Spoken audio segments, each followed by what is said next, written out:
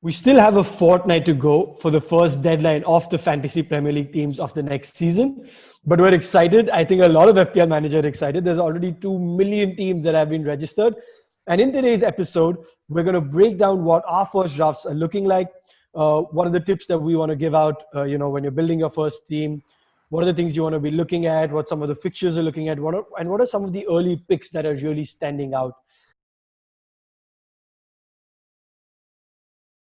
So Annie, in the last video, we obviously looked at the main points that have come out so far, right? The price rises, the position changes, obviously the new rule of the 90-minute deadline. So if any of you, want to look at that, go back to our last FPL video that we've done and you'll see all of that there. Annie, today, let's start with how do we set up for the season? And when we start, what are the first one or two things that you look at while you're setting up your first draft? See, Con, we won't get into much into the fixtures, but I want to look at certain players who will be in my team throughout. Barring injuries and something you cannot control, there will be those at least 4 or 5 players including a good keeper. You see him being in your team throughout, right? You already have a midfield identified. This year we have a surplus. We have the likes of Aubameyang, who ideally would be a fixed starter in form. You already have your Salah and Mane. You'd want one of your Liverpool midfielders to be in your team throughout, right? And a lot of the FPL managers were successful last year, had Salah throughout, switched it out for Mane in the middle only for a few game weeks and went back. You need to identify those players. You can't leave it to like too much of a last minute women fancy. You might end up regretting that. If you feel your gut's telling you to keep that 1 or 2 players in, you do it. Also, you need to look at the fact that when would you tentatively see yourself probably playing your chips? I know it's very early to get into that, but when I look at how I want to play my chips, so let's say my first wild card, I can then maybe take an experimental first few game weeks where I take a risk with more of a differential and then commit myself using my wild card and going into a very strong setup, which then will be my team for the end of the season with at least 5 fixed players. Yeah, I think obviously, generally the hope would be that you can save your wild card to as late as possible. I have already made 3 changes to my first draft already. We're going to look at, both our drafts in a bit. I am honestly in a position where I think the wild card might have to be used after the first 2 weeks because we haven't obviously gone into the fixture release. And as we said, the first week fixtures we look at closer to, the first game week deadline. But just so everyone knows, the first week, some of the top teams are not playing. So United and City, do not feature in that first week, right? So we look at how we sort of maybe want to work around that. So, wildcards might come in a lot earlier than general. But how, Annie, one of the main things that I look at when I'm setting up my first draft is the fixtures for the first 5 or 6 weeks.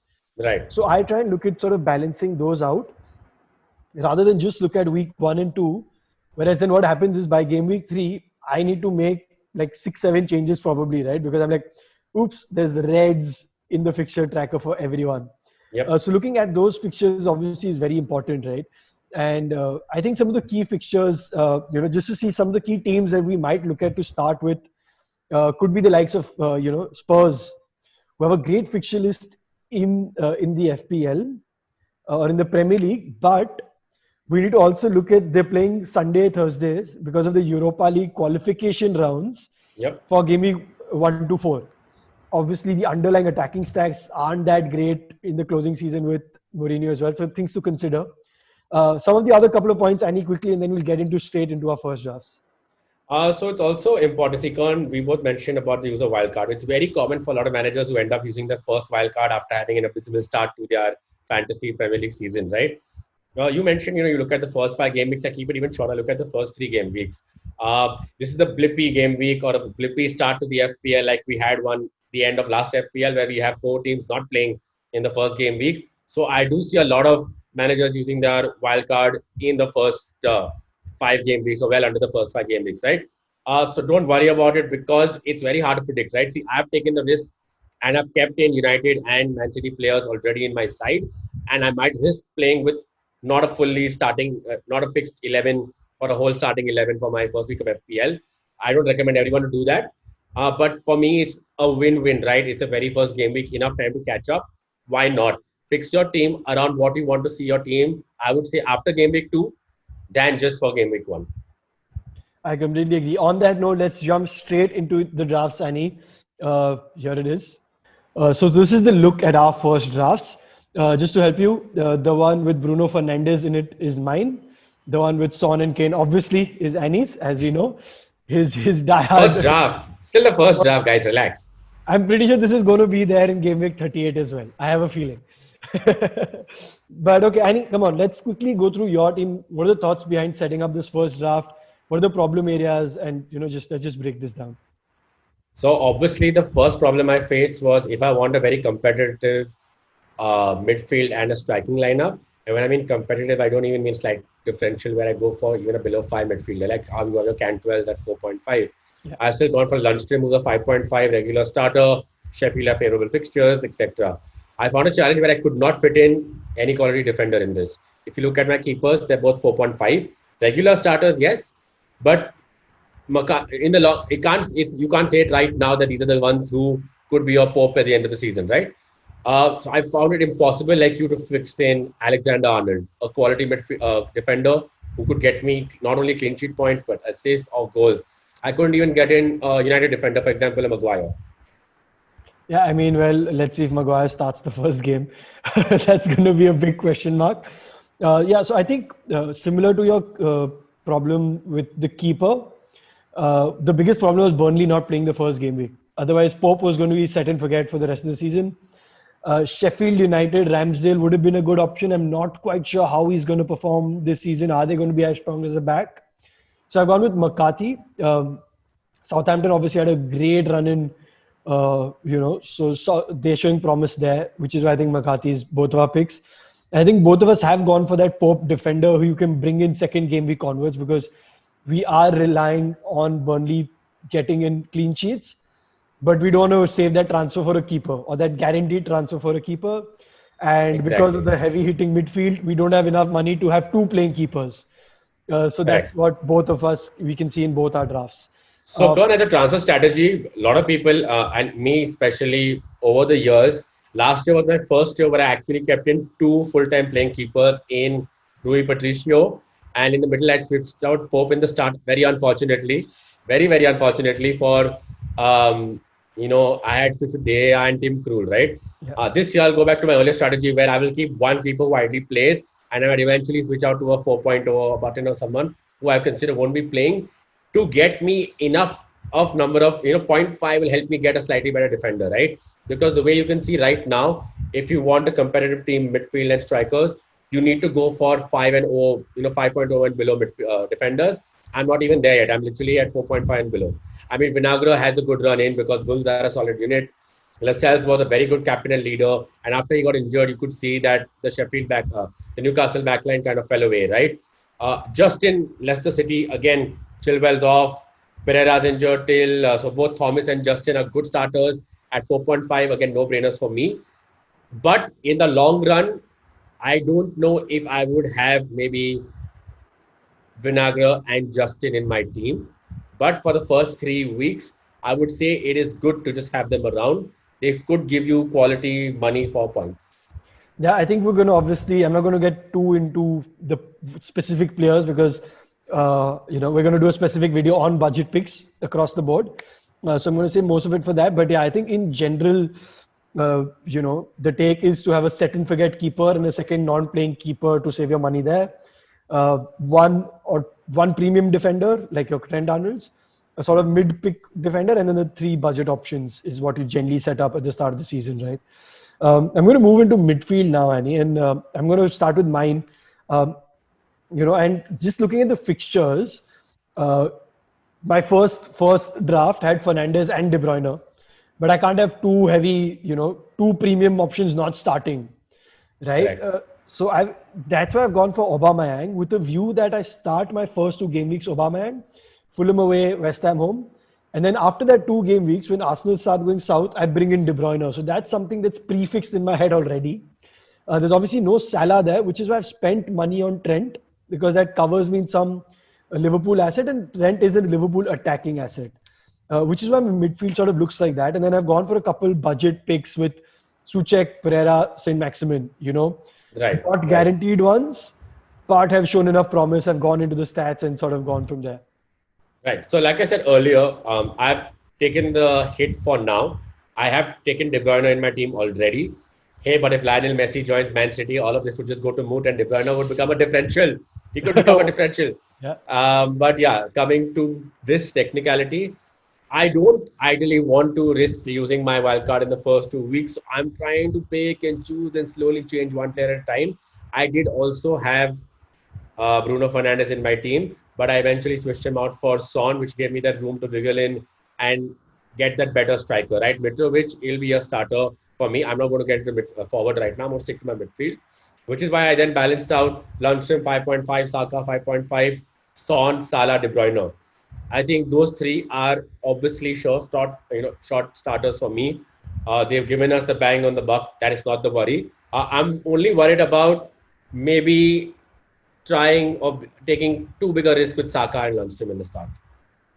Yeah, that makes sense because Lundstrom, obviously, I mean, he got the attacking returns, but towards the end of the season, Sander Berge did well. And the first preseason game for Sheffield United, which happened.